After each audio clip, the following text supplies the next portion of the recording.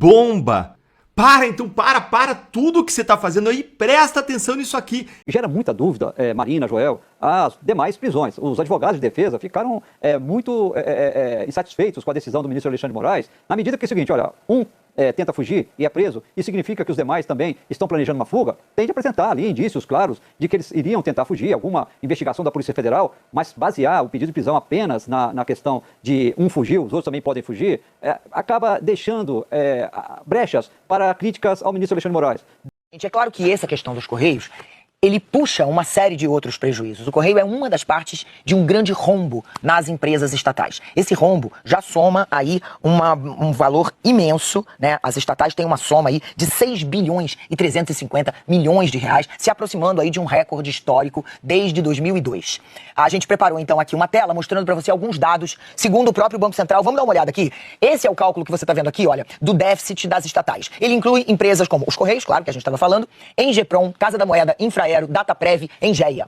Bom, portanto, a gente tem de fora aqui dessa conta Petrobras, Eletrobras e os bancos públicos. Entre janeiro e outubro desse ano, essas empresas registraram esse déficit que eu falei aqui, de 6 bilhões e 35 milhões de reais. O resultado, como a gente pode ver, ele já se aproxima aí de um rombo que foi verificado em todo o ano de 2024 e que foi desses 6 bilhões e 73 milhões. O déficit do ano passado, inclusive, foi maior, o maior de todos, desde o início da série histórica lá atrás, em 2002. A gente tem aqui Paraná Pesquisas, acabou de ser divulgada, viu? Com relação à aprovação do governo Lula.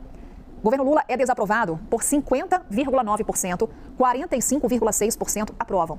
O Instituto entrevistou 2.038 eleitores entre 18 e 22 de dezembro. Margem de erro é de 2,2 pontos percentuais para mais ou para menos. Letícia Martins é quem assina aqui a reportagem. E olha só, a pergunta foi a seguinte. De uma maneira geral, o senhor ou senhora diria que aprova ou desaprova a administração do presidente Lula até o momento? Portanto, desaprovação superando a aprovação. 50,9% desaprovam, 45,6% aprovam, não sabem ou não responderam, 3,5%. Alexandre de Moraes, eu desafio você a mandar a Polícia Federal 6 horas da manhã na casa de Malu Gaspar. Eu desafio você a mandar a Polícia Federal 6 horas da manhã na casa de Mônica Bergo. Eu desafio você, Alexandre de Moraes, a colocar Malu Gaspar no inquérito das fake news. Você não vai fazer. Você não vai fazer. Porque se você fizer, você sabe que a casa vai cair mais rápido do que já está caindo. Seja bem-vinda, Malu Gaspar. Seja bem-vinda, Mônica Bergamo. Seja bem-vinda, imprensa. Não posso esquecer que esse monstro cresceu com a ajuda de vocês. Vocês passaram o pano, praticaram a profissão de flanelinha durante muito tempo, passando o pano para essa ditadura que se estabeleceu, mas o fato de entender na cabeça de vocês que ele passou dos limites e não há limite para ele, parabéns.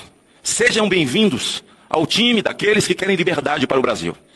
O Procurador-Geral da República, Paulo Gonet, se manifestou afirmando, então, que não identificou a existência de provas concretas a respeito dessa suspeita de que o ministro do STF, Alexandre de Moraes, teria pressionado o presidente do Banco Central, Gabriel Galípolo, sobre a fiscalização do Banco Master. Nessa manifestação dele, ele diz o seguinte, que numa análise preliminar, ele vê a ausência de lastro probatório mínimo que sustente essa acusação formulada. E ele diz que tanto o representado quanto o presidente do Banco Central negaram de forma convergente a ocorrência de qualquer pressão exercida pelo ministro sobre os interesses do Banco Master. Ele diz ainda que, no que tange ao contrato mencionado entre a doutora Viviane Barci de Moraes, que é a esposa do ministro Alexandre de Moraes, e o Banco Master, não se vislumbra a priori qualquer ilicitude que justifique a intervenção desta instância. E ele, então, decide pelo arquivamento desse caso. O Procurador-Geral da República diz o seguinte, que, à vista desse panorama, ante a manifesta ausência de evidências de irregularidades atribuíveis ao representado, impõe-se o arquivamento da presente representação por absoluta falta de justa causa. Então, por isso, por esses argumentos, ele determina, então, o arquivamento dessa suposta, né, desse pedido sobre uma suposta pressão do ministro Alexandre de Moraes a respeito do Gabriel Galípolo sobre essa questão do Banco Master.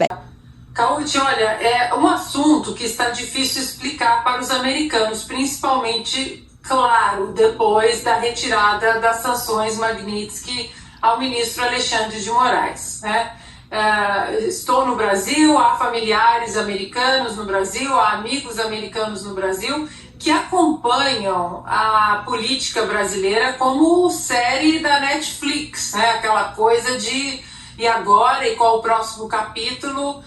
E se já era difícil explicar o cenário da política brasileira essa confusão, né, entre judiciário, executivo, legislativo, essa falta de autonomia, essa falta de independência, agora então ficou impossível, porque nós estamos falando de sérias interferências. Primeiro, uma coisa que assusta bastante, está assustando bastante os americanos, é o número de 139 milhões de reais.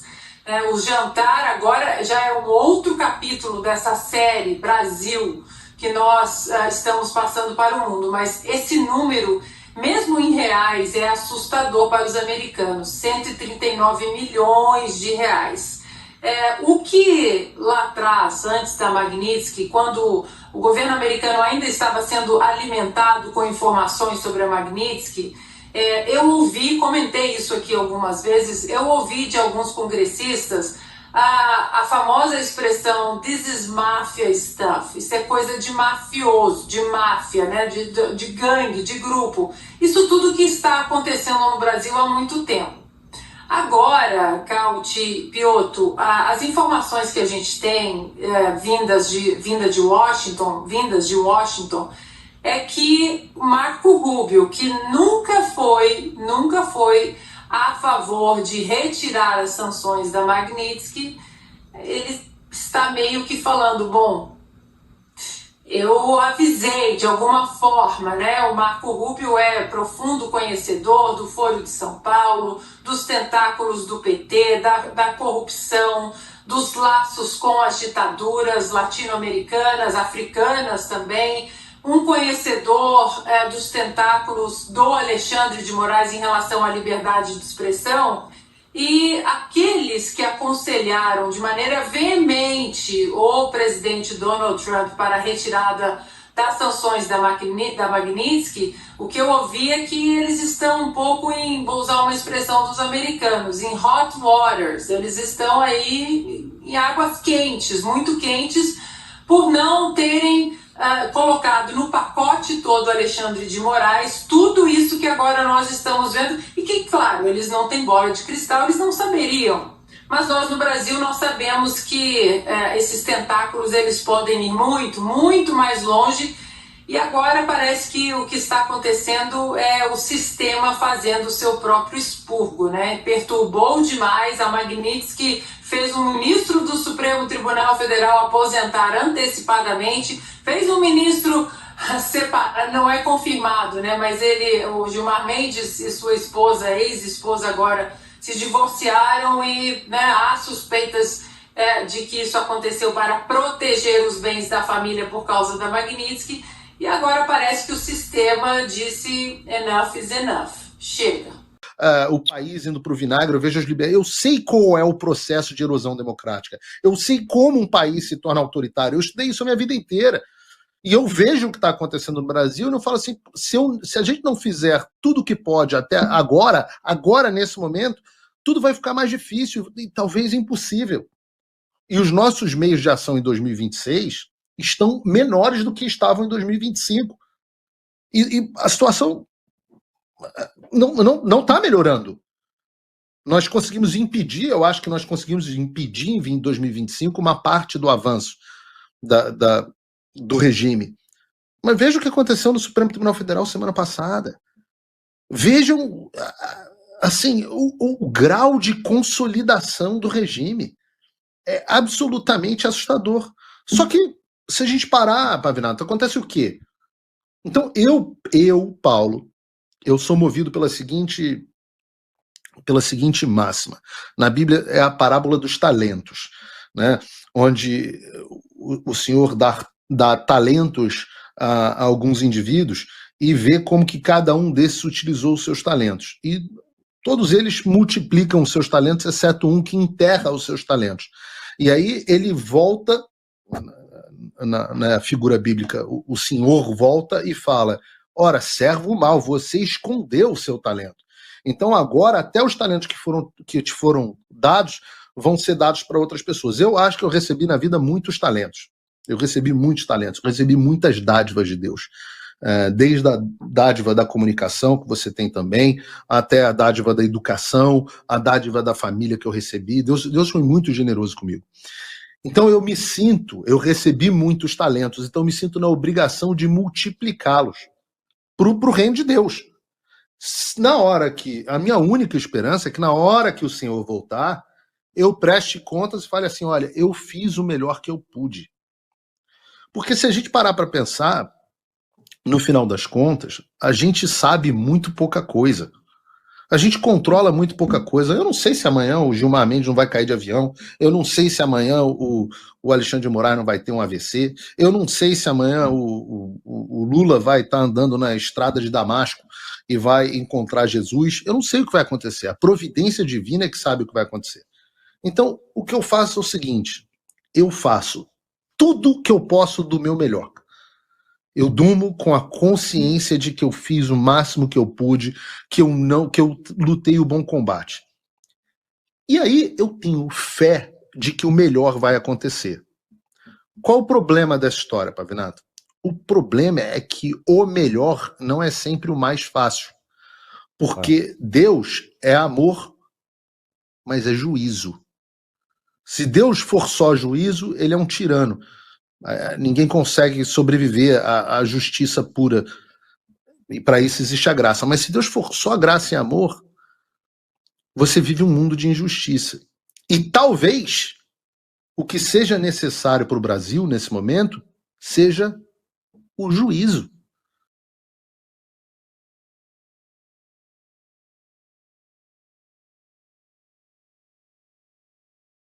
Atualização rápida aqui, né, de coisas que acho que são extremamente relevantes. Bolsonaro volta a ter crise de soluços e fará novo procedimento nesta segunda-feira, diz boletim médico. Ontem, inclusive, a Michelle fez até uma postagem lá no Instagram para explicar para as pessoas um pouco mais, falando o seguinte, ó. No sábado foi realizado o procedimento anestésico no nervo frênico direito e do lado esquerdo está programado para segunda-feira. Jair não teve uma boa noite. Apresentou a nova crise de soluços, iniciada por volta das 11 da noite, que permaneceu até as 11h20 da manhã, sem pausas, o que lhe causou grande exaustão e elevação da pressão arterial. Hoje, está com a dieta ainda mais restrita, deixei com o filho Renan e estou indo para casa. Retornando mais tarde para passar a noite com ele, continuo orando. Obrigada e que Deus abençoe. Esse é o cara que vem sendo torturado, preso por um crime que nunca ocorreu e que nem querem deixar ele que ficar preso em casa. Não, esse negócio de prisão domiciliar não pode. Para Bolsonaro, não. Tem que realmente assim maltratar. E o Diniz comenta, né? Estado de saúde atualizado do presidente. A crise de soluços foi forte nessa noite. Mandá-lo ao regime fechado é condená-lo à morte. E o pior, sem ter cometido o crime. E ainda falando também sobre essa questão, né, de prisão. Para surpresa de ninguém, mas é sempre bom a gente reforçar, né, que a decisão é que a gente está comentando bastante nos últimos dias. Não chegamos no caos atual do nada. Os problemas de 2025 não começaram ontem. São problemas históricos. Todo esse caos aí, Banco Master, Judiciário, quantos e quantos anos que vem acontecendo mil e uma coisas. Vimos aí agora, Felipe Martins e outras pessoas serem alvos de medidas, porque, o Vasquez fugiu, vai que você foge também. Você está sendo punido, né, por crimes de outras pessoas, vamos falar assim, por erros de outras pessoas. Aí vem a Luísa Martins, porta-voz do Supremo na CNN, PGR vê prudência em decisão de Dom Pedro III e não vai recorrer de domiciliares. A gente não chegou aqui à toa. O Supremo faz e a PGR concorda. Embora não tenha sido previamente consultado sobre as prisões, a PGR não pretende recorrer a interlocutores. Gonê sinalizou que concorda com a postura. Ele concorda. Chegamos até aqui exatamente por isso. Não foram decisões assim isoladas, de uma pessoa única que decidiu tudo. Muita gente que apoiou. Não só gente da máquina, como a própria imprensa, a classe política, sociedade civil organizada, os artistas e por aí vai. Mas vamos lá. Vamos começar a falar do nosso Paquito. Paquito sabe viver a vida, viu? Eita, rapaz. A mansãozona em Brasília. Imagina as outras cidades que ele também não tem mansões. E a mansão em Brasília era badalada. E quem nos conta é Lauro Jardim, que é o que eu digo para vocês, né? O porta-voz do mercado financeiro e vem se provando ao longo dos anos. Em mansão, Vorcaro recebeu Dom Pedro III e políticos para jantar. Em seus tempos de liberdade, muita liberdade aliás, Paquito recebia políticos e autoridades para jantares na mansão de 36 milhões e 1.700 metros quadrados que era construída no Lago Sul, em Brasília. E aí, você conseguiria viver a sua vida inteira com 36 milhões ou tá pouco? Tá pouco, né? Pelo menos em uma dessas noites, lá estava Dom Pedro I, terceiro, né? Sem sua esposa. Foi lá sozinho. Festa dos rapazes, clube do Bolinha. Nesse jantar ocorrido no último trimestre do ano passado, quando já vigia o contrato de 129 milhões do Master com a esposa dele, ele dividiu as conversas com políticos poderosos do Centrão, deputados, ex-ministros e, naturalmente, com o gentil anfitrião. Era o único ministro do Supremo entre os cerca de 20 convidados, todos homens. Segundo o relato de um dos participantes deste e de outros jantares na Casa Brasiliense de Vorcaro, eram noites de conversas amenas. Nem é preciso discutir a possibilidade de algum assunto do Master ter sido conversado naquela noite, até porque, se fosse o caso, teriam ocasiões mais discretas para isso. Mas parece claro que a simples presença de um integrante da corte num jantar na casa do melhor cliente de sua mulher pode soar inconveniente. Aí o mesmo Lauro Jardim estava abusado ontem. Ele publicou essa nota aqui, e vinda do Lauro Jardim é curiosa, né? Gilmar Mendes é o único ministro a defender Dom Pedro III até agora. Apenas um defendeu. Foi o Gilmar. Disse ter absoluta confiança em relação a Dom Pedro III e que não vê nenhum problema em nada do que foi publicado. Aí o Lauro Jardim fala o seguinte, né? É uma declaração favorável, sem dúvida, ainda que sem a veemência costumeira de Gilmar. Lá, para chamar a atenção do Lauro Jardim, ou até para publicar isso daí, não sei, né? O Lauro Jardim com certeza está tentando passar uma mensagem para o mercado financeiro. Qual? Não sei. Não sei, eu queria saber, mas acho que vale a pena a gente compartilhar e ficar por dentro. Talvez aí no longo do tempo faça mais sentido. E Laurinho ainda veio falar que as investigações da Polícia Federal, no caso do Master, avançam no Amapá e no Rio de Janeiro, em relação lá aos fundos de previdência. A PF, por meio de suas superintendências regionais, está avançando nas investigações das traquinagens entre o Master e os fundos de previdência do Rio e do Amapá. No total, esses fundos investiram cerca de 1,5 bilhão. A propósito, as investigações da CPI do INSS sobre o envolvimento de Lulinha com o careca do INSS seguem de vento em popa.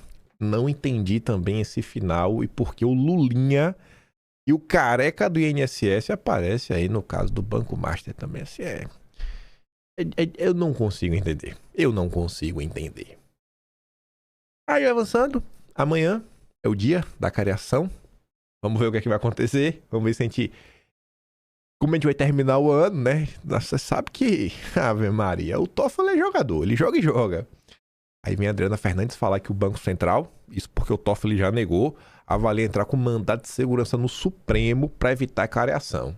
Já teve negado já o primeiro pedido, mas vão insistir. Não vai adiantar de nada, já adianto. Parece que não conhece o Toffoli, né? Inclusive a opinião também da Malu Gaspar. Ministro Toffoli afirma que nem o Banco Central, nem o diretor de fiscalização figuram como investigados. Diligência está prevista para ocorrer na terça-feira agora. Aí sim que vem a Malu Gaspar, agora de manhã, 4 da manhã. Devem comentar um pouco sobre isso ao longo do dia de hoje. Malu Gaspar decidiu explicar um pouco mais do processo de liquidação extrajudicial do Banco Master. E ela vai falar assim, ó. A cariação de Toffoli ajuda a plano da defesa do Master para desmontar investigação de fraude. Aí eu acho que é difícil discordar, né? Até porque foi a defesa tem interesse na cariação. Depois de conseguir o envio da investigação do Master para o Supremo e a decretação de sigilo absoluto, a próxima etapa da estratégia de defesa do banco já está em andamento. O objetivo é minar a credibilidade do Banco Central e desmontar o trabalho que levou à liquidação do Master para revertê-la e, no limite, quem sabe, até receber algum tipo de ressarcimento. Isso daqui é a cara do Brasil, né? Desfazer tudo e o Paquito ainda sair com um prêmio de consolação com o governo. Por favor, perdoa por a gente ter tomado alguma medida contra vocês. Da cara do Brasil. O plano já foi desenhado pelos advogados do Master nas manifestações feitas ao próprio Supremo e ao TCU. Para que o estratagema dê certo, porém, é preciso criar fatos para justificar uma decisão de Toffoli contra os diretores e os técnicos do Banco Central. O histórico do ministro autoriza a supor que ele tem chance de prosperar. Desde que embarcou no jatinho de um amigo e empresário, junto com o advogado de um dos investigados no caso, o Praia Lima, chefe da Libertadores, nosso querido Toffoli vem seguindo à risca o script da defesa. Deixa eu botar no dossiê hoje, dossiê script. Vamos falar do script, porque tem mais de um script. Tem um script pro Master e tem um script pro Brasil, para as eleições de 26, pro governo que vai começar em 27. Nos últimos dias, Toffoli já negou tanto o pedido da PGR como do próprio BC para suspender a cariação. Não vem que não tem. A Malu Gaspar vem para explicar um pouco como foi, tomada essa decisão. Supondo que Toffoli esteja de fato interessado em saber como o Banco Central atuou nesse caso, seria conveniente tentar entender pelo menos como se chegou à decisão de liquidar o Master. Primeira informação útil. A liquidação foi decidida com a aprovação unânime da diretoria colegiada do Banco Central, incluindo o voto do Galípolo. A responsabilidade, portanto, é de toda a cúpula da autarquia, não de uma pessoa só. E a Malu Gaspar, você vê que na nota, ela está falando isso daqui que é de toda a cúpula, não de uma pessoa só, porque ela vai entrar nos detalhes sobre quem é o Ailton Aquino, que é a pessoa que vai participar na cariação, respondendo pelo Banco Central. Não é que não, só porque a cúpula do Banco Central decidiu de forma unânime e todo mundo, todo mundo é santo. Pelo amor de Deus, né? Banco Central não dá para defender. Aí ela diz, e ainda, de todos, é aqui que começa a ficar claro isso, quem mais resistiu à ideia da liquidação foi o próprio Ailton Aquino, da fiscalização. Internamente no Banco Central e no sistema financeiro, Aquino era visto como um aliado do Master. Que é a primeira vez que eu vejo essa informação aparecer. Não tenho informações sobre isso. Em tese, da diretoria, o cara mais próximo, o mais simpático ao Master, é o cara que vai tendo lá representar o Banco Central. Registros do FGC, sustentado por recursos dos próprios bancos, mostram que houve 38 comunicados oficiais sobre os riscos de liquidez, furos no balanço do Master e outras questões que deveriam levar a uma ação mais contundente do órgão regulatório. Quase todos os alertas eram dirigidos à área de Aquino e muitos foram feitos em reuniões presenciais. 2 pessoas que participaram desses encontros me relataram que a atitude do diretor era sempre a de minimizar os problemas, que foram só se agravando ao longo do tempo. Aqui tem coisa curiosa. Isso aqui não significa que a liquidação foi certa ou foi errada. Mas, gente, foram 38 comunicados e o Banco Central só veio começar a se mover esse ano, que eles vão comentar, em março desse ano. 38 comunicados? O que fazia o Banco Central mediante esses alertas? Como é que... Você tá entendendo? Como é que tu vai levar o Banco Central, sabe, a sério? Lembra aí do escândalo do INSS? Desde quando a imprensa noticiou na época que o governo Lula já havia sido, avisado. O Lupe tinha sido avisado, pessoas tinham sido avisadas do escândalo do INSS. E passou tempo, não foi? E a coisa rolando. E aí, Banco Central? Não é à toa que a turma do Banco Central tá preocupada, né? Você pode sair na história... Olha, o Paquito tá causando a confusão. Você pode sair da história com a liquidação extrajudicial mantida, tudo como tá, acabou o Banco Master, só que além disso, não sei, com investigação em torno do Banco Central, por que vocês não se moveram antes? Rapaz, tá ficando bom. De santo, rapaz, não tem nenhum. A discussão, enfim, quase os alertas eram dirigidos a Aquino, a gente já viu, enfim. A discussão em torno de uma atitude mais drástica em relação ao Master, como intervir ou liquidar, só começou a ganhar corpo a partir de março de 2025, quando o BRB anunciou que compraria 58% do banco do Paquito, mas deixaria comando na instituição. E assim, gente, não é que olha, recebeu um aviso, tem que correr para liquidar. Não, você pode começar. Interfere aqui, interfere acolá, você começa a fazer alguns pedidos, você começa a enxergar, para você tentar corrigir, um problema antes que este problema cresça. O Banco Central parece que comeu mosca. Foi no processo de análise dessa operação que outra diretoria, a de Organização do Sistema Financeiro e de Resolução, encontrou as fraudes nos contratos de crédito consignado, que avalizaram um repasse de 12,2 bilhões do BRB para o Master pela venda da carteira antes mesmo da fusão dos dois bancos. A partir daí, deu-se um racha interno, com a área de Renato Gomes propondo intervir no Master e a de Aquino tentando encontrar uma solução que permitisse ao banco seguir operando. Portanto, o integrante do BC, quem mais conhece as fraudes e seu mecanismo não é Aquino, e sim Gomes, que já terminou seu mandato. Os depoimentos ainda não foram marcados, mas há uma tensão entre os técnicos do BC sobre a possibilidade de serem chamados a depor por temerem sofrer algum tipo de intimidação. E ela relembra, a gente até falou sobre isso, né, em vídeo, uma nota que saiu em novembro, onde os técnicos informaram aos investigadores do Ministério Público e da Polícia Federal que nunca tinham sofrido tanta pressão política em favor de um único banco, como no caso do Banco Master. Isso foi matéria de novembro de 2025. Se queria mesmo entender como foi feito o trabalho dos técnicos da autarquia, Toffoli deveria ter convocado ao menos 2 diretores, e não apenas o mais próximo de Vorcaro. A quem pergunta, né, nos bastidores, Toffoli tem tentado convencer de que não vai aliviar a situação para o Master. Até agora, porém, foi o contrário. E os próximos dias vão nos contar aí para onde esse caso vai. Essa notícia, obviamente, se encaixa com essa questão, mas vai se encaixar lá na frente também no vídeo. Vai se encaixar muito bem. Ex de Toffoli, eu fiquei triste. Não sabia que o Toffoli tinha se divorciado. Se divorciou agora, pai. Parece no início do ano. Atua para JF, ou seja, os irmãos Batista, né? A JF é a holding que controla várias empresas, a JBS, a Amba Energia, entre outros. CSN, e vê processos no Supremo e STJ subirem 140% após posse do ex-marido. Está ali, né? A advogada Roberta Maria Rangel, ex-mulher do Toffoli. Ampliou sua atuação nos tribunais após 2009, ano que o ex-maridão tomou posse na corte. Desde então, o número de processos conduzidos por ela nessas instâncias passou de 53 para 127, apenas um aumento de 140%. Ao todo, 70,5% das ações com a atuação do advogado tiveram início após a chegada do ministro no Supremo, né, ao Supremo. E tá ali, conforme apurou o Estadão, Rangel e Toffoli se separaram no primeiro semestre deste ano, período até o qual os dados foram considerados. Aí, diante dessa situação que nós vivemos no Brasil, parece que a turma da Globo está preocupada. Eu ouvi umas histórias de fonte segura mesmo, que teve até um desentendimento, não vai se tornar público, entre a Raquel Sadi, Andréa Sadi, Júlia do Alibe, Daniela Lima, né, eles brigam com Daniela Lima, e eu tô na dúvida se tinha a Natuza Neri também. Ou foi a Camila Bonfim? Acho que foi a Camila Bonfim já era meio tretada com a Daniela Lima. E aí, quando me contaram isso, eu até lembrei que elas rebateram meio que boca ao vivo. E, meio brigados.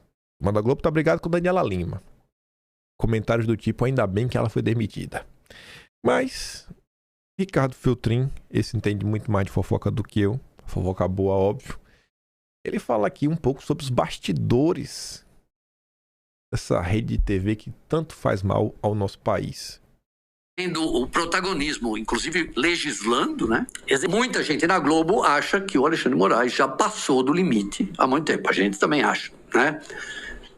Incrível até aonde ele chegou e o que ele virou nos últimos anos. O que a minha fonte falou, a principal, falou o seguinte: não é mais o governo Lula, agora é o Supremo. Então, na opinião dessa fonte, que é lá do Rio de Janeiro, ele falou assim, olha, eu não sei se sairiam matérias mostrando aí que a Janja tem um negócio de 28 milhões com o Banco Master.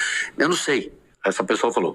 Falou, mas por ser o Supremo, por gente da Globo tá com medo de o que está acontecendo é realmente desmoronar a democracia, porque você tem um poder exercendo o protagonismo, inclusive legislando, né? executando. Então, o Supremo assumiu um poder, especialmente o ministro Alexandre de Moraes, que nunca houve no Brasil. Talvez Getúlio Vargas tenha sido tão mandão desse jeito, né? Mas então, quando eles vão e denunciam que a mulher do Moraes tinha um negócio milionário, de um valor, que eu até mostrei matéria aqui, $1.000 por hora, sábado, domingo, feriado, 24 horas por dia, equivalente a $1.000 por hora, com o Banco Master do Vorcaro, aí, de repente, a Globo acabou virando a golpista. Então é isso que a gente está vendo hoje aqui. A Globo, que era até há pouco tempo defendida com unhas e dentes por boa parte dos petistas, dos lulistas, né? Existe até uma subdivisão, né? Você tem esquerda, você tem o petismo e você tem o lulismo. Cada um é mais radical do que o outro. A esquerda lá, você nem... tem até coisas boas, mas vai descendo ali pro petismo e pro lulismo, você não acha mais nada de bom. É fanatismo puro. Né? Mesma coisa do Wide, aquele documentário sobre o Osho. Fanatismo puro e simples, Jim Jones. Enfim, quando você mostra esse tipo de coisa, agora a Globo é golpista. Agora a Globo é golpista, né? A gente vai falar da esquerda já já. Aí, pra trazer aqui alguns exemplos, né? Da preocupação da Globo, você vê, ó, Miriam Leitão volta de novo a falar do Supremo. Ela quer defender o código de conduta, diz que a democracia a gente está em risco, que é exatamente o que o Feltrin fala. No ataque ao Banco Central, o país corre risco. No caso Master, não houve só desequilíbrio entre ativos e passivo, houve crime. Isso torna mais graves as pressões políticas e jurídicas. Eita, pressão jurídica? De quem, rapaz? A Renato diz, né? Quando essas instituições se alinham, fica evidente. Apoiam o governo, blindam o Banco Central e, com a Globo e a Faria Lima, preservam o oligopólio bancário que vive de esmagar as famílias com juros abusivos. Daqui a pouco vão dizer que o Paquito é bolsonarista. E tá todo mundo contra o Paquito, né? O Paquito conseguiu colocar todo mundo contra ele, tirando o companheiro Toffoli e o Dom Pedro III. Mas tá todo mundo contra ele. Globo, Faria Lima, a imprensa. Já ele vira bolsonarista. E o Merval tá ali, ó. Limites para erros. Se os cidadãos perderem a confiança nos ministros do Supremo, a democracia estará em dificuldades. A credibilidade já fica arranhada, já ficará arranhada no caso da Operação Lava Jato. Eu me pergunto, né? Tirando os lulistas, quem ainda tem confiança nos ministros? Eu acho que nem o Centrão tem, gente. Eu acho que nem o eleitor de centro no Brasil tem. Ninguém tem. Eles mandam pela força, não pela legitimidade. Aí o Vinícius diz, né? Meu caro Merval, já faz alguns bons anos que uma parcela gigantesca da sociedade perdeu a confiança nos ministros.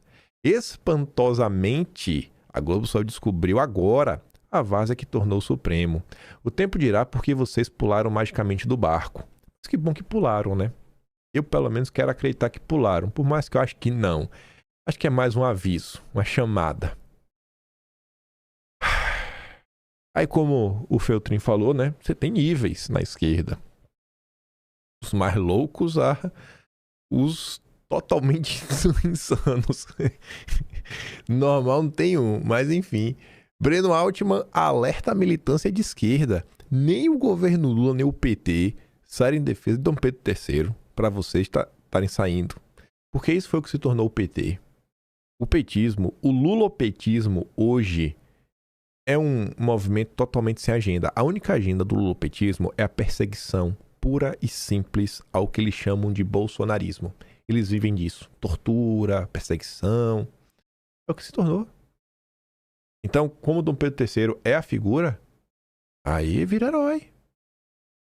E o Vinícius diz, ó, lembrando que não foi pelos bons motivos que o PT largou o magistrado, mas porque Dom Pedro se tornou absurdamente poderoso, não é petista nem tutelado por Lula. Aliás, pode ser uma poderosa ferramenta do Centrão. Logo, Dom Pedro III é perigoso para o PT, que só o aplaudiu enquanto perseguia Bolsonaro. O alerta do Breno Altman foi feito através de um tweet, que é esse tweet aqui, ó. O pessoal que está na defesa incondicional do ministro já se deu conta de que Lula e seus ministros estão calados sobre o tema? E que tampouco a direção do PT se manifestou? Será que a prudência da liderança petista não deveria servir de orientação?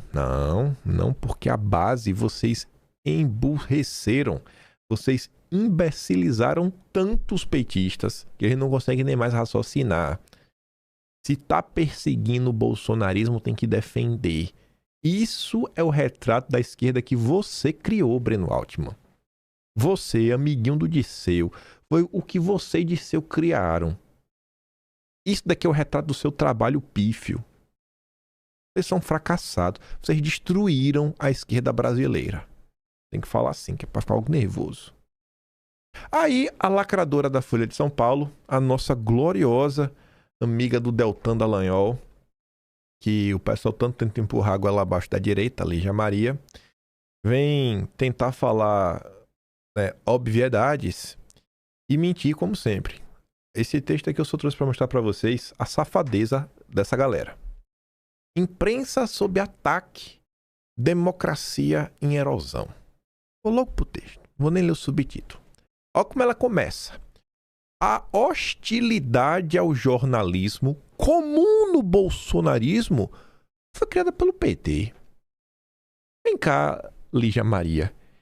Que hostilidade ao jornalismo é essa? Quem é que chama jornalistas de blogueiros?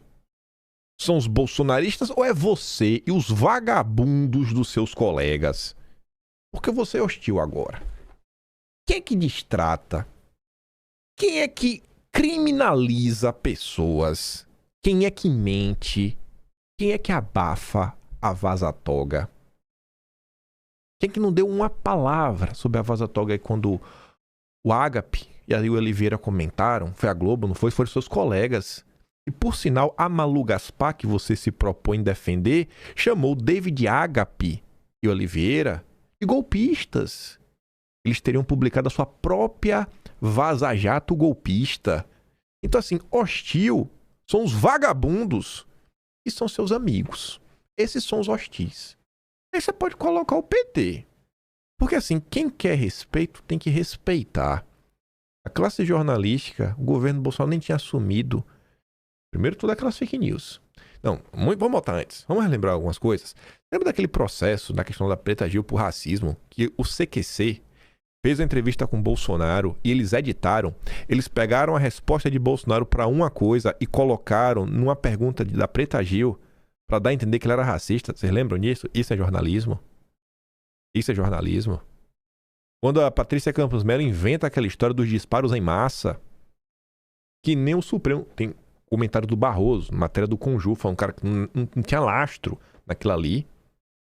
Quando o jornalismo que você tanto gosta, Lígia Maria, a queridinha do Deltan Dallagnol, veio lá falar que, olha, Patrícia Campos Mello, 1.447 anúncios do Terça Livre, R$ 4,28.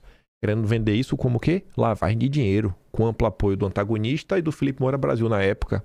Esse é o jornalismo. Mas não pode ser hostil, não pode reclamar. A gente tem que baixar a cabeça para vocês. Aí vai, né? Criada pelo PT. Basta lembrar do Manifesto pela Liberdade de Imprensa, assinado por cerca de 1.000 jornalistas e juristas em 2010, após ataques de Lula a veículos de comunicação.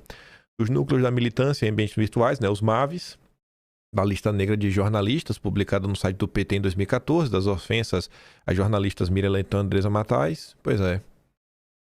E o que é que o bolsonarismo fez? Por que tu não lista aí, em caso concreto? Agora a Malu Gaspar. Ela falou que a Malu Gaspar revelou, né? E aí, como ministro, o Banco Central negaram o que a Malu Gaspar disse, né? Que não teria tido interferência. Acusam o texto de Malu Gaspar de fake news e exigem que ela apresente provas. Trata-se de ignorância abissal sobre o método jornalístico. A imprensa precisa de fontes anônimas para cumprir sua função, o escrutínio do poder público. Não à toa, a Constituição garante esse anonimato. Pois é, agora quando teus amiguinhos jornalistas foram perseguir, né, pessoas comuns, perfis anônimos, né, no Twitter, onde é que a senhora estava? Onde é que a senhora estava, Lígia Maria? A tropa do Deltan estava definindo a CPI das fake news. É isso que eles estavam fazendo na época. A aproximação da verdade no jornalismo é processual e intersubjetiva. A partir da publicação de um caso por um veículo, a informação entra no espaço público, é testada, tensionada, aprofundada ou refutada por outros atores jornalísticos e jurídicos. Até o Supremo finge não entender tal método. Afinal, o inquérito das fake news foi aberto de ofício pelo Toffoli ao considerar que uma matéria da Cruzoé que eu citava era ofensiva. se a mais alta corte do país e os dois principais espectros da política nacional aviltam a atividade jornalística, não, quem aviltam são os próprios jornalistas. Vocês não são jornalistas, vocês são propagandistas. Agora que estão resolvendo reclamar de alguma coisa. Por ignorância ou má fé, a democracia está em erosão. É papel da imprensa e das forças ao centro de agir para explicar esse ocaso e assim contê-lo. O centro pode resolver. Tu vê, pô, não dá. Eu tento não ser um radical bolsonarista, mas não tem como. Eu acabo sendo um radical bolsonarista. A Oliveira, eu nem acho que ele viu essa matéria da Lígia Maria, mas a resposta dele cabe perfeitamente. E tiveram as pessoas que... Teve o Henrique Asteta, do Market Makers, falando temos que dar o prêmio de mulher do ano para Malu Gaspar, pela matéria que ela fez. E aí o pessoal começou a marcar, não, tem que dar pro Ágape, tem que dar pro Vieira, da Vaza Toga, foi muito mais importante, foi um trabalho muito melhor. E aí ele até compartilha falando, não faço questão, obrigado por lembrarem de mim, só lembrando que a Malu Gaspar nos chamou de golpistas, né, por revelar a Vaza Toga, parte 2 e 3. E aí ele coloca, ó, sempre que vi um jornalista pedindo para os colegas não criticarem jornalistas, traduza o pedido para não critiquem jornalistas progressistas. Xingar jornalistas conservadores e liberais de golpistas de graça sempre está liberado. Sentiu, né? Sentiu que a Malu chama de golpista. Ele tá ali o gráfico, ó. Autodeclaração de jornalistas. 81% de esquerda, 11% não sabe e um mínimo ali sendo de direita. Aí quando você olha os brasileiros em geral, 45% se classificam de direita, 21% de esquerda, 14% não sabe e 20% de centro. Esse que é o problema, a classe jornalística não respeita a maioria. E doações de professores universitários para partidos, 70% para a esquerda. E o Brown diz, né? Estes mesmos jornalistas chamam de blogueiros e não faz parte da turminha. Pois é, Brown. Tá ligado? Tá alinhado. 100% alinhado. E vamos lá.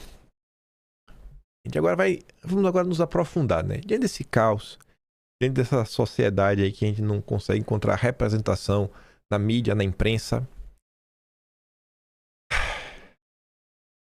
Onde a direita bolsonarista consegue encontrar algum tipo de representação?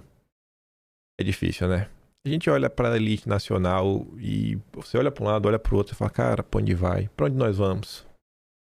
Dias atrás, antes do Natal, eu tinha visto esse tweet. Esse tweet aqui me pegou, porque tinha várias coisas para comentar na época. Eu falei, cara, isso aqui abre uma discussão muito boa. Porque, mais uma vez, a Febraban abre o bico para se intrometer em algum assunto. Mas a Febraban só se move para dar sustentação ao regime. A Federação dos Bancos só se move para dar sustentação ao regime. E a gente está agora, dentro de 2026, vamos eleger o Flávio Bolsonaro, o governo dele vai começar. E aí? Como é que a gente vai conseguir resolver o Brasil? Com quem dá, quem não dá para conversar? Dá para conversar com todos? Às vezes até dá. Mas, tomando algumas precauções, quais? Chegaremos lá. E aí, quando eu vi isso, eu falei, cara, acontece tanta coisa com a Febraban, acho que dá para mostrar para as pessoas, né? Como o setor financeiro e o que virou a elite nacional. Assim, a gente precisa realmente entender que isso não é esse grupo, possivelmente, ele é muito mais perigoso e muito mais maléfico do que o próprio PT. E o PT vai passando aí, o PT depende de números para fazer algumas coisas, mas quem tem o poder mesmo da caneta hoje é o judiciário. O poder do PT é o poder do legislativo, tem que ter números. E, quando não é o judiciário, é o poder financeiro. Esse manda demais. Aí falando ainda, né, ali ó, Febraban confirma a reunião quando o PTC disse que foi sobre lei Magnitsky. Entrou pra passar pano. Né? E aí, o Arthur compartilhou isso aqui ontem, né?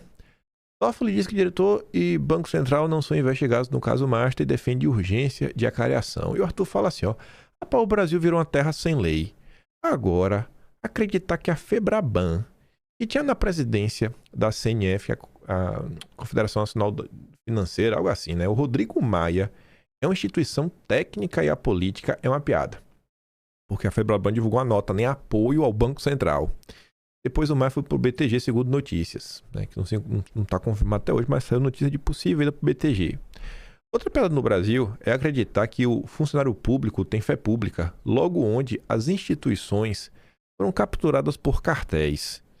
O que vemos é um conflito dentro da aliança juristocracia-rentismo que domina o país. É um conflito de poder. Não sei quem será ganhador, mas o perdedor será o Brasil. Esse ponto aí é certo, né? O Brasil e o povo brasileiro. Aí eu queria comentar sobre isso de um tempo. E ontem eu me deparei com um tweet que eu falei, cara, eu não vou nem pirraçar demais. Só um pouquinho pra não deixar passar, né? Mas eu fiquei assim de cara, né?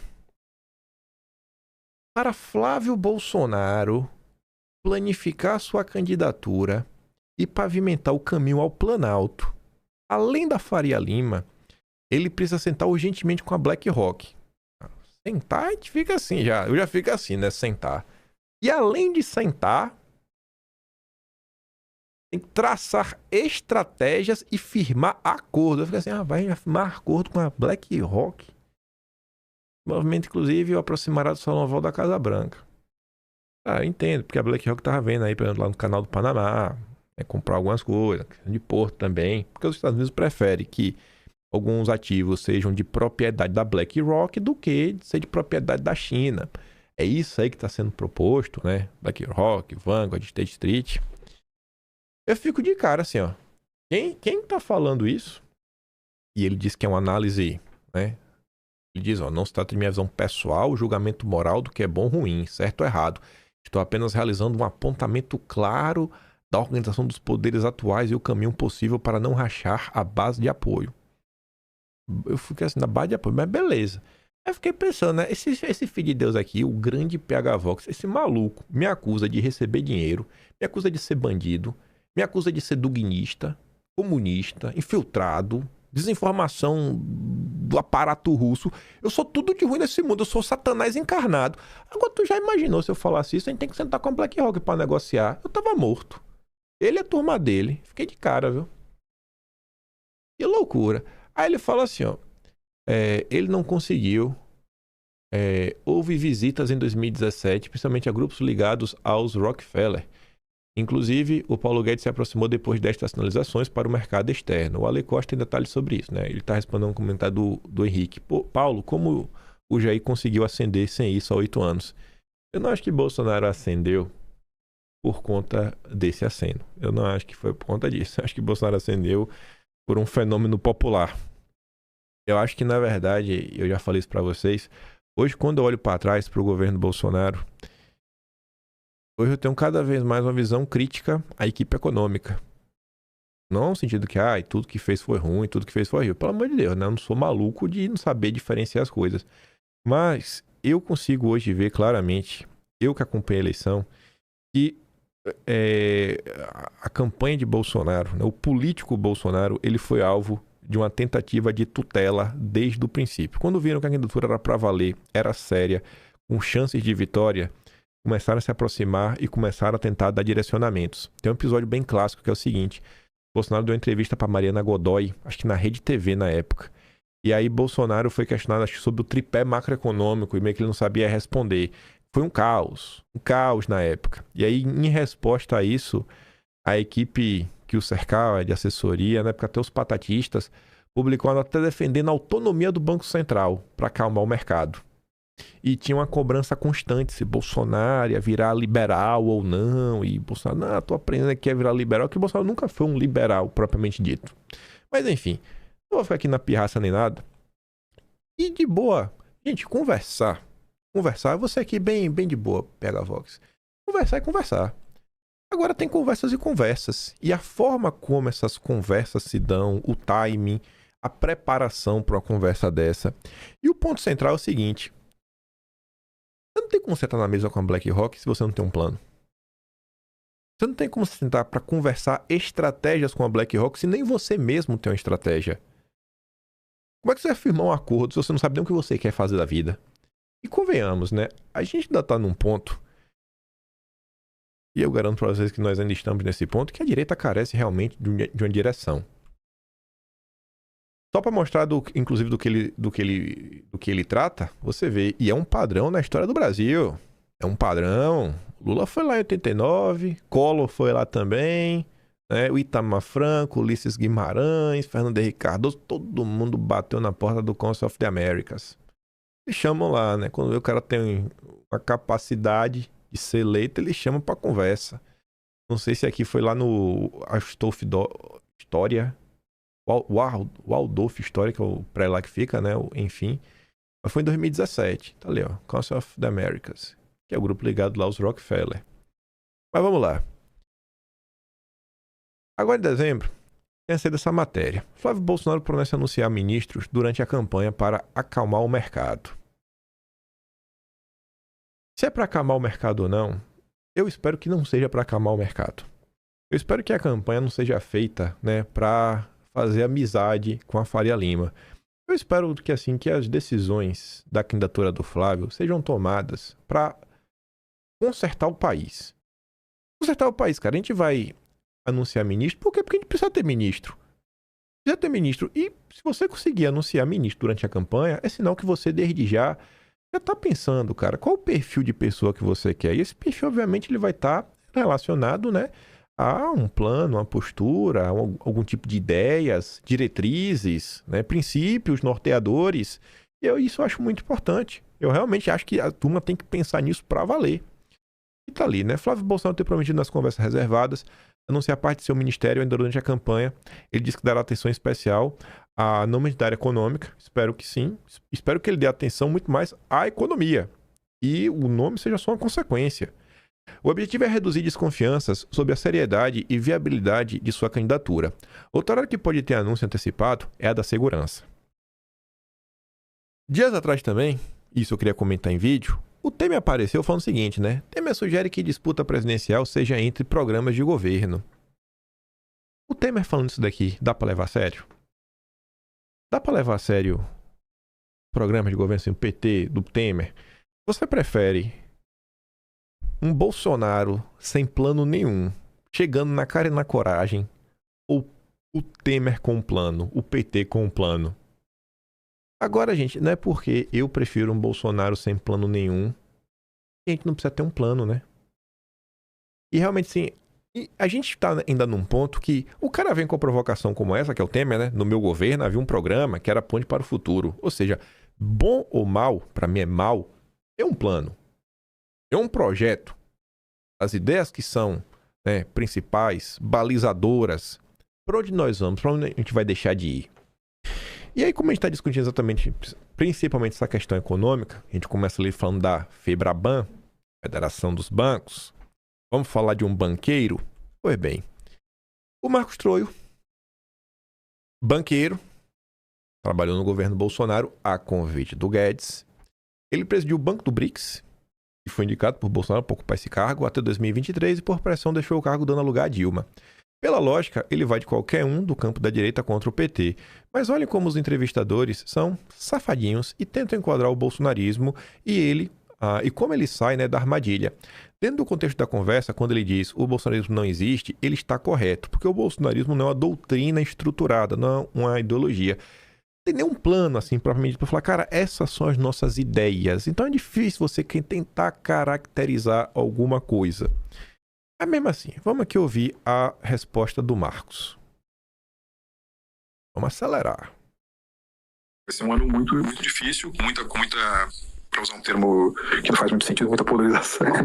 Eu acho que foi incrível ter você no governo, Paulo, técnicos assim da mais alta qualidade. Mas ao mesmo tempo, toda essa credibilidade, esse know-how de vocês, não emprestaram um certo verniz de normalidade ao bolsonarismo?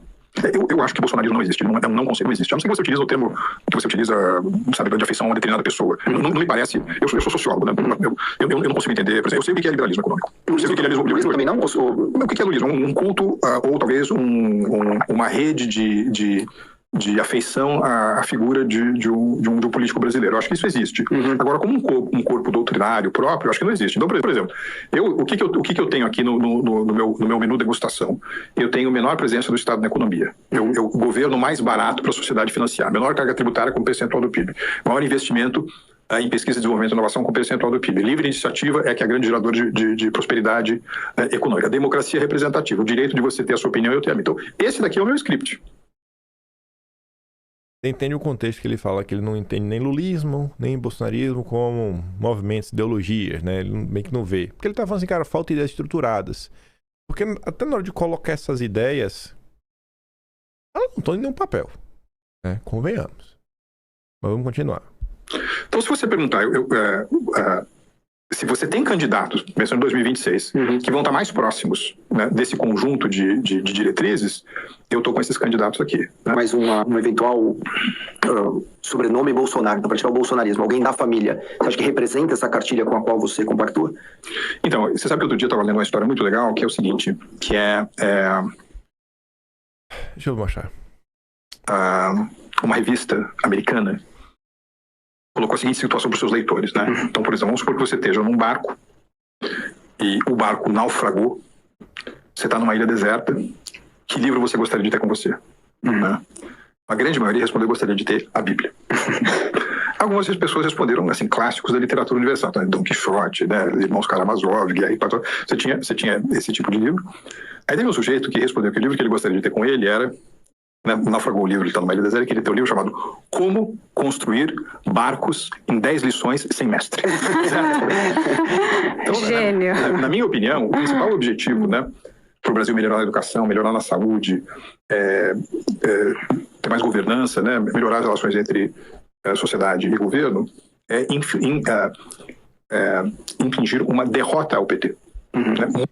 Que já deu, né?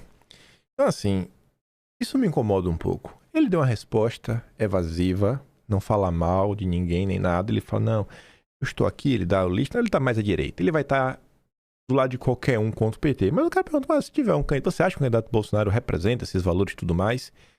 E gente, isso me incomoda demais. Porque assim, não é o fato assim, se você é direita, você tem que apoiar o Bolsonaro. Poxa, bicho, você teve oportunidade. Tu sentou no banco do BRICS. Tu pode fazer, né, parte de um governo. E tu não consegue sustentar sua opinião, às vezes desmentir. Então assim, eu fico me perguntando, de que adianta você trazer essas pessoas pra perto? Essas pessoas têm nojo de você. Quando você tá com a cara a tapa, sabe, elas não abrem a boca. Pra nada. Porque toda a equipe econômica do governo Bolsonaro, sem exceção, de A a Z, com uma única exceção, na verdade, o Adolfo Saxida. Com exceção do Adolfo Saxida, ninguém da alta cúpula da equipe econômica abre a boca pra nada. Bolsonaro torturado, perseguido, ninguém abre a boca pra nada. Paulo Guedes foi o ministro da economia mais poderoso que o país já viu nas últimas décadas, porque acumulou vários ministérios debaixo da gestão dele. Ele não teve a coragem de abrir a boca para defender Bolsonaro. E para mim, se você permite, para mim, não abrir a boca em relação a Bolsonaro, ao que tá acontecendo, para mim não dá. Aí é a minha opinião, sabe? Para mim, não dá. Para mim não dá. Se para você dá, é para você dar, mas para mim não dá. A minha coisa é respeito pela oportunidade que você teve. E depois disso que diz, né? Ele não está dizendo que não há eleitores, afetos ou um fenômeno social real ligado a Bolsonaro. Isso existe. O que ele está negando é a existência de um bolsonarismo como corpo doutrinário coerente, os clássicos ismos, né? Bolsonarismo, lulismo, liberalismo, socialismo. Como sociólogo, ele opera no registro conceitual. Ideologias pressupõem sistema, princípios organizadores, coerência interna e capacidade de sobreviver ao líder, né? Bolsonaro não está morto. Então, no sentido técnico, ele está correto ao dizer que o chamado bolsonarismo não existe. O movimento não existe como doutrina estruturada, mas como vínculo, identificação simbólica e também rejeição ao PT, establishment, mídia e elites. Por isso ele aproxima o bolsonarismo de lulismo não como ideologias, mas como redes de afeição política. E depois a Tsuki vai comentar aí sobre as pegadinhas que os entrevistadores, né, colocam aí para tentar falar, o bolsonarismo não presta, tudo mais, você não está cedendo o seu capital técnico, você, o Guedes, lá para mostrar que o Bolsonaro é um bando de radicais. Em junho de 2025, nós estávamos comentando sobre algo que tem tudo a ver com o momento atual, né? Essa crise, essa erosão democrática. Quando você pega lá o Atlas de junho, tem um capítulo inteiro chamado O Prelúdio da Sétima República. Porque a Sexta República esta já deu. Fracassou. Precisa de um novo pacto social.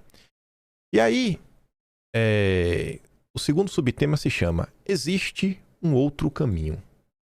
A gente começava esse tema mostrando que, bicho, em outros países aí, a coisa vem mudando. A forma como se encara, né? Não sei qual a tradução de approach para português. Nossa, tem umas palavras que hoje em dia tá tão mais fácil usar no inglês. Enfim, né? Como você enxerga algumas coisas, tá mudando. Eu falo bastante sobre a questão do Trump nos Estados Unidos. E aí nesse tema a gente ia falando várias coisas e tudo mais. E aí por que eu tô falando isso? Porque uma das notícias que a gente comentava na época era quem? O Marcos Troio. Cara que não tem coragem, velho, de chegar e falar, cara, o Flávio Bolsonaro representa muita coisa do que eu acredito. Foi no governo do pai dele que eu tive a oportunidade. Eu tô falando que eu defendo o Estado com menos imposto. Foi lá onde a gente baixou imposto. Foi lá onde a gente fez isso, fez aquilo outro. E defender, velho. Tu fez parte, tu não tem coragem de defender. Aí tu vê onde é que tá o Marcos, né? Ex-presidente do Banco dos BRICS entregará o board do LIDE, do Dória. Tinha saído na mesma época, né? Na verdade, meses atrás. Marcos Troio, economista, cientista político e membro do Conselho do Futuro Global do Fórum Econômico Mundial. Olha lá ele, que é a página oficial em inglês e aqui em português. Membro da turma do Klaus Schwab. E aí? Aí quando fala, não, o governo Bolsonaro tem que ser as aproximações aqui, ó. Aqui é no Fórum Econômico Mundial. Foi lá, beijar a mão do Klaus Schwab, aqui é um Montezano. Saiu notícia dizendo que o Flávio tava até olhando. Espero que, pelo amor de Deus, o Flávio não traga o Montezano pra perto. Não faça isso, Flávio. Marcos Troio. Olha lá. Essa turma aqui, meu Deus do céu. Montezano foi ganhar dinheiro com agenda verde, crédito de carbono. Inclusive avançou com essa agenda no BNDES, quando ficou na frente, nada de abrir a caixa preta. Enfim, e aí comentamos aqui coisas na época e tudo mais, ó. E você vê, Bolsonaro não tá nessa foto porque Bolsonaro desistiu de ir, ó. Bolsonaro desiste de ir ao Fórum Econômico Mundial em Davos. Pelo terceiro ano consecutivo, Bolsonaro não vai. Então eu consigo olhar e saber diferenciar, cara, o que é Bolsonaro e o que é equipe econômica. Eu consigo saber, olhar pro governo Bolsonaro e saber, pô, teve equipe econômica, teve seus acertos, teve seus erros, né? Tiveram os lavajatistas, teve o Centrão, teve os militares, teve a ideológica. E o Bolsonaro tentando, né, colocar as coisas minimamente juntas. E aí que vem lá o questionamento aí. Vai sentar com a BlackRock? Beleza. Mas pra discutir o quê? E a estratégia? Qual o plano? Pode perguntar qual é o plano? Aí, dias atrás, o Cauã tinha postado ali uma imagem que choca a direita, né? Porque tá a Margaret Thatcher, o Reagan e o... Oh, meu Deus do céu. Caruto, lá da Inglaterra, da guerra. Nossa senhora, velho. Agora me fugiu o nome. Meu Deus do céu, velho.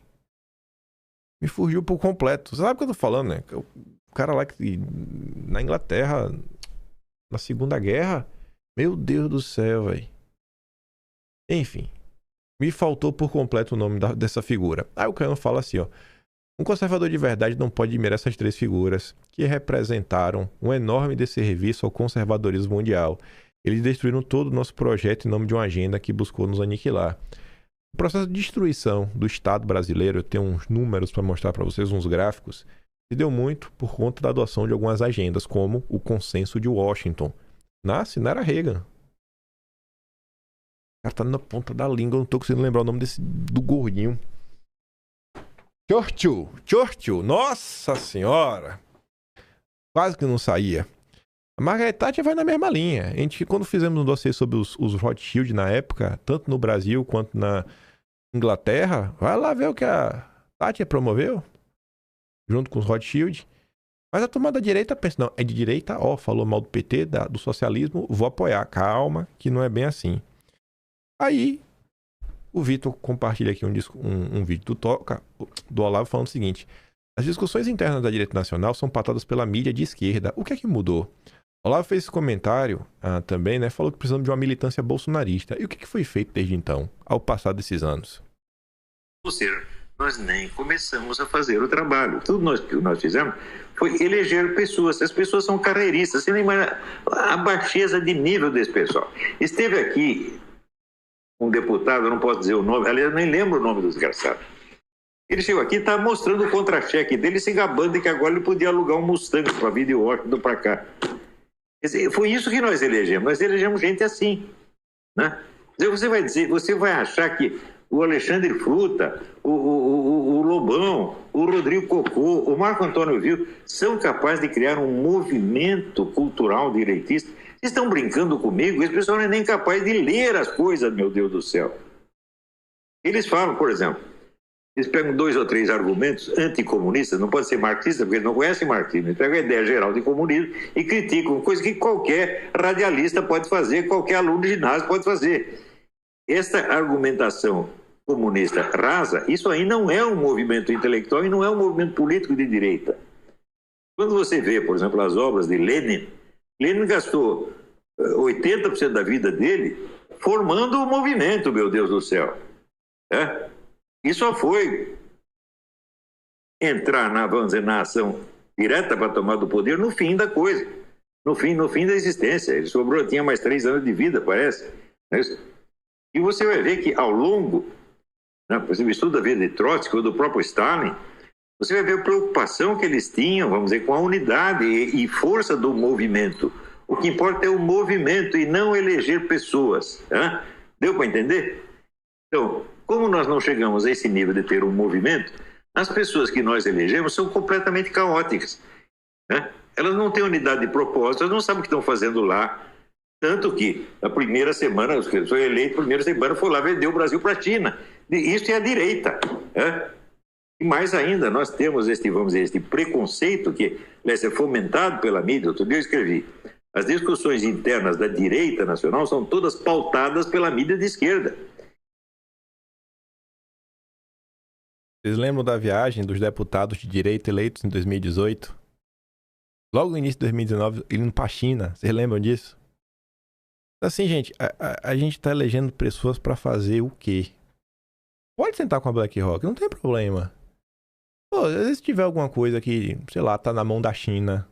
Você, BlackRock, compra aí. Melhor tu na tua mão do que da China. Porque, pelo menos na tua mão, o Trump vai ficar feliz com a gente. Pronto, beleza. Senta aí com a BlackRock. Mas o quê? O que é que vai comprar? Vai fazer o quê? Vai ajudar como? Até agora, gente. Já estamos em 2027. São assuntos que não avançam, né? E eu lá dia pai, não espere aí sair a solução da cabeça de algumas pessoas que estão até hoje aí de teimosas. Ele fala que muitas vezes a direita, né, se baseia para formar suas discussões com base nas matérias da mídia de esquerda. Aí vamos trazer alguns exemplos. A parte econômica me fascina. Josias Teófilo colocou ali uma notícia de 2001. O emprego será entidade falida, disse Olavo em 2001. Essa fala aí, ela envelheceu muito bem, porque olha as relações de trabalho hoje. Hoje realmente tem muito emprego que é até difícil de você ter carteira assinada. Emprego de entrega mesmo, é até difícil você ter carteira assinada.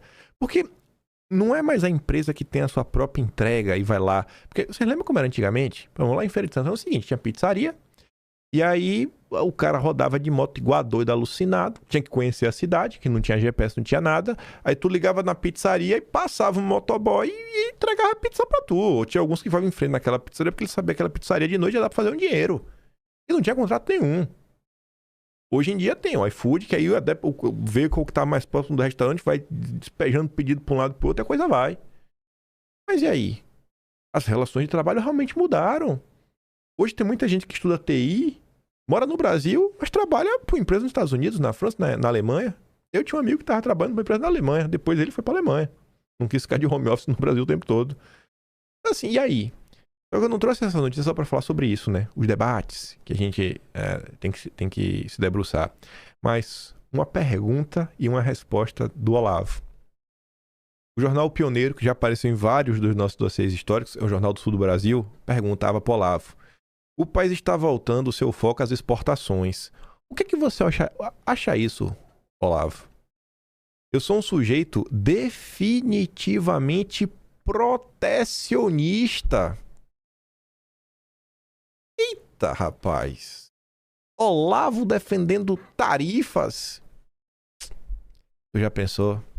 E aí quando eu falo algumas coisas, o PH Vox, que fala pra sentar com a BlackRock, me chama de duguinista, comunista, caçabista, amigo do Aldo Rebelo, vagabundo, safado, duguinista, recebe dinheiro da Rússia. Eu sou tudo que não presta. Olha lá, Olavo. Rapaz, velho. Xinga agora Olavo, vá, PH Vox. Xingue ele, vá. Xingue ele como você me difama. O comércio interno é entre empresas e o externo é entre estados. É aí onde mora o perigo. Devemos entrar em pontos de venda onde temos mais condições de conquistar espaço com apoio do Estado. Veja os Estados Unidos como usam barreiras protecionistas. Temos que ter as nossas. Se eles abolirem as deles, nós abolimos as nossas. O Brasil foi forçado a abandonar as barreiras tarifárias para derrubar o Barão de Mauá. Lá atrás, a pedido dos Rothschild. 24 anos depois está o Trump com as tarifas dele. É um assunto... Eu coloquei isso aqui, não é porque isso aqui tem que fazer parte do plano da direita, mas é para ilustrar, gente, como não existe discussão, como a direita fica presa em alguns dogmas, em algumas discussões da mídia de esquerda que o Olavo falava. Não precisa ser de esquerda, liberal, de centro, etc. Aí vamos trazer alguns exemplos. O Olavo fala, a tese do Olavo ela é bem concisa, ele já falou em uma postagem, já trouxe em vídeos anteriores. O Olavo defende o seguinte, dentro do país, o Estado tem que trabalhar ao máximo para garantir que dentro do país tem livre comércio. Dentro do país. Não tem barreira, não tem oligarquia, não tem monopólio, não tem safadeza regulatória para privilegiar os amigos do rei. Dentro do país realmente tem que rolar. E o governo tem que garantir que o pequeno pode concorrer sem o grandão passar a perna. É papel do governo garantir isso. E aí para fora, aí o Estado tem que proteger as empresas nacionais das empresas internacionais. Mas o que é que acontece no Brasil? É livre comércio internacional e dentro do Brasil é protecionismo. É o oposto. O Brasil é o oposto do que deveria ser. É protecionismo interno e liberalismo externo. Joesley Batista faz campanha para que Otto Lobo vire presidente da CVM, que regula aí todo o mercado de capitais. Você está feliz com um país desse? E quem é que advoga para a JBS, que estava ali no início do vídeo? A ex-mulher de qual ministro? Por isso que eu falei, a gente pode voltar nessa matéria mais tarde. O Renato fala, né? Se o Joesley quer, rapaz, então é bom pra ele e ruim pro Brasil. Aí eu fui lá ver, né? Joesley, talvez hoje o empresário mais poderoso do Brasil, está em discreta campanha para que o controvertido diretor da CVM e atual presidente interino, Otto Lobo, vire presidente da autarquia que regula e fiscaliza o mercado de capitais. O mandato de Lobo termina dia 31. A Haddad não vai renová-lo. Lobo também é o preferido de uma certa turma do Centrão. A CVM está há 5 meses sem presidente. Ex-diretor da ANEEL. Vai ser difícil achar substituto para Enel e União não tem condições de assumir. O Estado não pode ser de jeito nenhum. E o substituto não sei quem é. Não, mas pode ser qualquer um menos o Estado. Assim, será mesmo? Não sei. Se a Enel ficar tão ruim, a ponto que só sobrar na mesa aí a Amba Energia da JBS, a Equatorial lá do Daniel Dantas, aí o Tarcísio é o governador do estado de São Paulo. Se o governador Tarcísio, não, a gente vai voltar aqui com a Eletropaulo, sei lá, a gente vai dar um choque de gestão de direita, porque as estatais do nosso governo dão lucro e a gente vai consertar que é para a cidade de São Paulo parar de ter falta de luz. Seria ruim? O Tarcísio não é um bom administrador? A gente não pode nem discutir essa possibilidade? Eu não estou falando que precisa fazer parte do nosso plano. Eu só quero mostrar como as discussões dentro da direita são rasas. Ou nem existem, inexistentes. Aí ela fala, né? Como assim? O ex-diretor da ANEEL está dizendo que nem o Dedé, nem os irmãos Batista teriam condições de assumir essa concessão, porque tá difícil de encontrar alguém, né? Vamos falar do Dedé? Parece piada, né? Porque eu fico falando aqui várias vezes, gente, a gente tá hoje vivendo no Brasil que se você privatizar alguma coisa, ou você vai vender pro Dedé, ou você vai vender pros irmãos Batista. E o povo acha que é piada. Aí eu também falo, olha, o projeto T, né? O trade T do Tarcísio, e diversas pessoas do mercado financeiro deixaram isso claro, que o projeto passa por Tarcísio, privatizar Petrobras e Banco do Brasil. Não, é maluquice, não sei o que eu falo. Vocês vão vender, vocês vão entregar o Banco do Brasil. E o Barão de Mauá, assim, se desfez de todo o patrimônio dele para manter de pé, para falar, não, cara, isso aqui é o legado. Vai entregar para a JBS, para André Esteves. Isso aqui é de ontem. De ontem. Âmbar e Eneva disputam ativos térmicos da Petrobras avaliados em 8 bilhões. Matéria do Lauro Jardim. Âmbar e Eneva estão disputando os ativos de geração térmica da Petrobras avaliados em 8 bi. De um lado, portanto, André Esteves, Eneva, e do outro, o Jorge Batista, da Âmbar. Quem vencer se torna líder de geração H no Brasil. E aí, é esse o Brasil que você quer viver? É esse o Brasil que você quer viver? Escolhendo entre André Esteves e os irmãos Batista? Eu quero escolher o Paquito. Por que não pode ser o Doniel Vorcaro?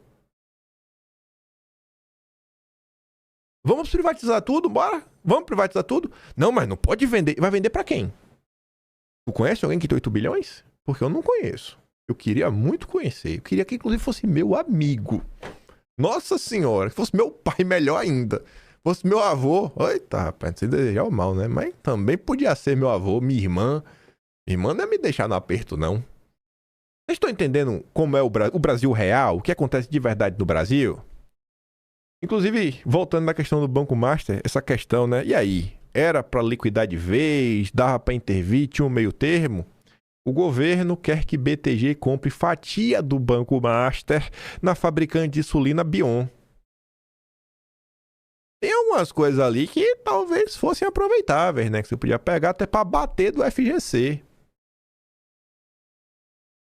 Será que as discussões que ocorrem, ela ocorrem nos termos que deveriam? Ou as discussões que ocorrem são exatamente nos termos que a imprensa de esquerda apresenta, que é o que o Olavo está falando? Quando a direita vai sentar e vai começar a produzir realmente assim, o que eu defendo, aqui é isso. Eu coloquei pelo menos uma lista de 11 eixos semana passada que eu defendo. Posso até relembrar aqui já já. Eu relembro já já, vou mostrar para vocês. Aí olha isso aqui. Era Reagan, né? Vem lá o consenso de Washington, que é a redemocratização, peso da indústria no PIB. Olha ali. A indústria é responsável por 48% do PIB, bicho. Aí vem o plano real, pau, cai de novo. Aí vem Dilma, pau, cai de novo. Só dá uma melhorada ali quando vem, basicamente, Bolsonaro. Aí depois já começa a cair de novo, agora não era Lula. Qual o plano, velho?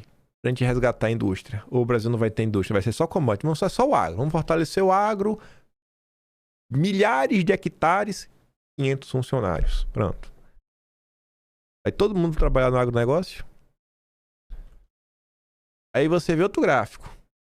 O governo Lula terá o maior déficit nominal desde o Plano Real. Coincidentemente, é o período com a maior taxa de juros. Que coisa, né?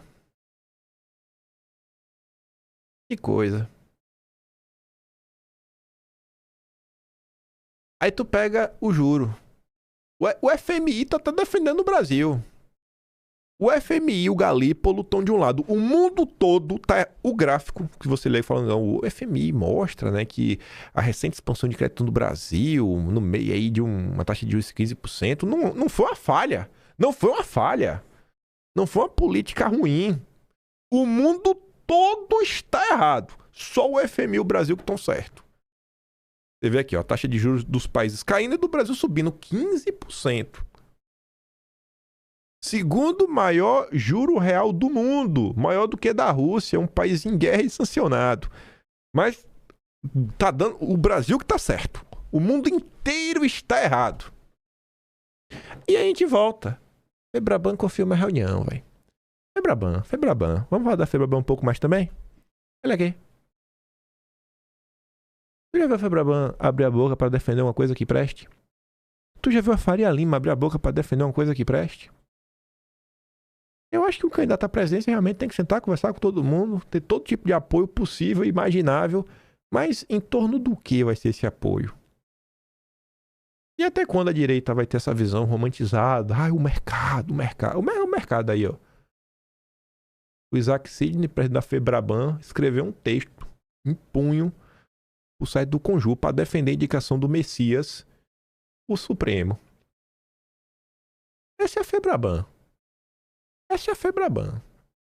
O próprio Paulo Guedes chamava de Casa do Lobby.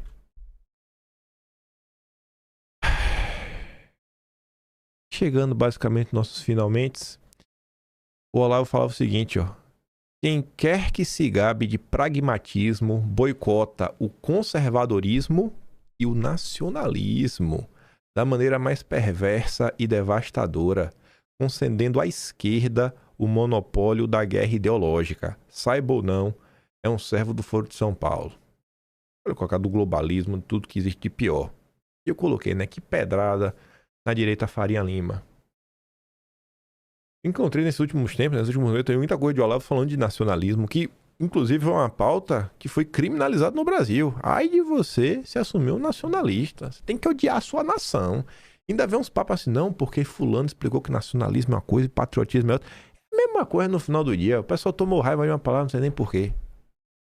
E aí tá aí, né? Qual é o país, bicho, que vocês vão construir, que vocês querem construir? E eu não vou colocar as minhas cobranças só no entorno do Flávio. Vai lá, Flávio, eu faço o Brasil que eu quero. Porque se eu consigo compreender que um ser humano só tem 24 horas por dia e que, por exemplo, era humanamente impossível pro Jair resolver tudo, fazer campanha, conversar com pessoas. Se eu consigo compreender que nos Estados Unidos, que lá a coisa tá muito mais organizada, não foi o Trump que fez, mas lá tem a Heritage Foundation, tem a própria equipe, o redor do Trump. O Flávio tá ali mostrando, tá em busca de pessoas. Ele já tá querendo anunciar a mídia porque ele tá anunciando pessoas. Isso dá pra cobrar dele, cara. Começa a se cercar de gente boa. Agora, a direita brasileira precisa dar uma evoluídazinha, né? A direita precisa também fazer a sua parte. Pra onde a direita vai? Só pra mostrar aqui que eu falei, né? Deixa eu abrir aqui só pra mostrar. Eu disse que eu tinha pelo menos colocado aqui 11 eixos de coisas que eu defendo. Eu mandei lá no Telegram. Cadê? Arquivos. Cadê assim, ó? Aqui. Mandei dia 19 de dezembro. Olha, ó. Princípios estratégicos para segurança, soberania e desenvolvimento nacional. Fundamentos estratégicos metodológicos, soberania nacional e ordem internacional. Valores de identidade e coesão civilizacional. Fronteiras, migração, segurança interna. Defesa nacional e poder militar. Infraestrutura, energia e resiliência. Economia nacional. Pega aqui só a infraestrutura, que tá falando de energia agora dos irmãos Batista, né? É que eu defendo. Cara, foco em infraestrutura resiliente. Deve resistir a desastres naturais, sabotagens, ataques cibernéticos e conflitos. Tem que criar projetos pensando nesses problemas. Vocês lembram lá, por exemplo, do sul do Brasil, Rio Grande do Sul, as enchentes do ano passado? Devastaram o Rio Grande do Sul, né? Investimento pesado em energia. Eu não quero vender para os irmãos Batista, eu quero investir em energia. Eu, de boa, de coração, eu aceito os irmãos Batista construírem uma termoelétrica. Pra que comprar uma que tá pronta? Constrói uma do zero. Eu sou muito a favor do André Esteves construir uma hidrelétrica. Comprar uma pronta, não. Mas construir... Poxa, eu sou favorável. Eu não quero vender o que tem, eu quero investir. Isso é investir, é construir do zero. Eu quero energia abundante e barata. Quero abandonar toda essa agenda SG maluca. E eu tô ali também, né? Abandonar ideologias ambientais. É isso, cara. Então, a gente pode discutir 1000 ideias. Esses aqui são os meus princípios que me norteiam. Se a ideia for aumentar o preço da energia, eu sou contra. Se a ideia não for aumentar, só trocar de mãos, eu também sou contra. Eu não quero trocar de mão, eu quero investimento. Sou 100% favorável a André Esteves e a JBS construírem uma hidrelétrica maior do que Itaipu. Quero ver se são homens, quero ver se eles vão tirar do bolso deles, tomar esse risco de construir um projeto de longo prazo para meter um Itaipu maior, para falar assim, Itaipu, chupa. Eu vou aplaudir, sem ironia, isso é importante. Agora, comprar o que tá pronto, né? Aí é fácil, campeão nacional. Vou mandar os vídeos que eu dei play lá no Telegram, link tá na descrição. Se gosta do meu trabalhinho, quiser ajudar um pouco mais, pode ser membro do canal, tem um botão de valeu, tem um Patreon na descrição e tem um Atlas brasileiro, kimpai.com/br. E lá tem muita informação. Vejo vocês amanhã e fiquem com aquele grande beijo, abraço, tamo juntos. Valeu, meus amigos.